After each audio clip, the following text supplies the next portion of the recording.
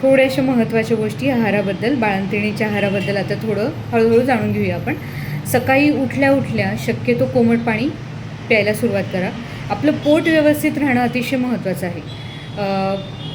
डिलेवरीनंतर जेव्हा बाळ स्तनपान करत असतं त्यावेळेस आपलं पोट बिघडता कामा नये. आपलं पोट जेवढं जास्तीत जास्त साफ राहील, व्यवस्थित राहील, अपचन होणार नाही याची सर्वतोपरी काळजी घ्यायची आहे. म्हणजे आपण पण व्यवस्थित राहू नये, बाळालासुद्धा काहीही त्रास होत नाही, ना गॅसेस होतात, ना बाकी इम्युनिटी कमी होते, सगळ्या गोष्टी व्यवस्थितपणे चालतात.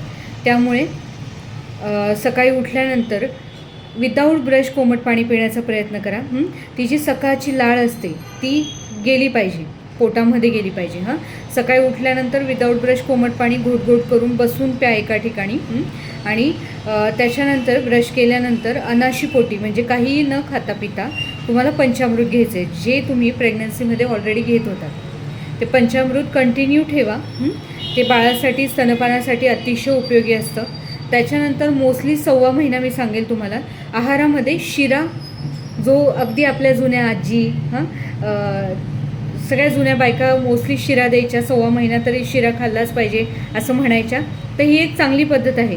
जर बाकीचे काही प्रॉब्लेम्स नसतील, म्हणजे शुगर जास्त नसेल किंवा थोडंसं प्री डायबिटिक आणि त्या गोष्टी जर डिटेक्ट झालेल्या नसतील तर शक्यतो शिरा खाण्याचा प्रयत्न करा. 1.25 महिना जरी तुम्ही कंटिन्यू खाल्ला तरी चांगलं भरपूर तूप घातलेला आणि गुळाचा शिरा, गुळाचा रव्याचा शिरा तुम्हाला खायचा आहे. रव्याने काय होतं तर पचायला पण थोडासा हलका असतो रवा, राईट.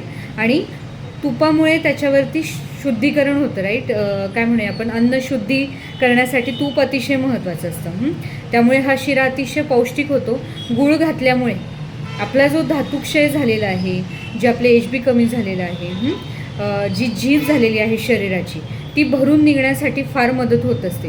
त्यामुळे पहिले 1.25 महिने हा जर गुळाचा रव्याचा शिरा तुम्ही खाल्ला तर खूप उपयोग होत असतो. शिवाय त्याच्यात तुम्ही ड्रायफ्रूट पण टाकतात म्हणून तो अधिक पौष्टिक होतो.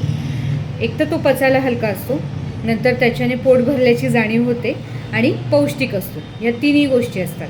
ठीक आहे, अजून पुढच्या गोष्टी पाहूया आपण.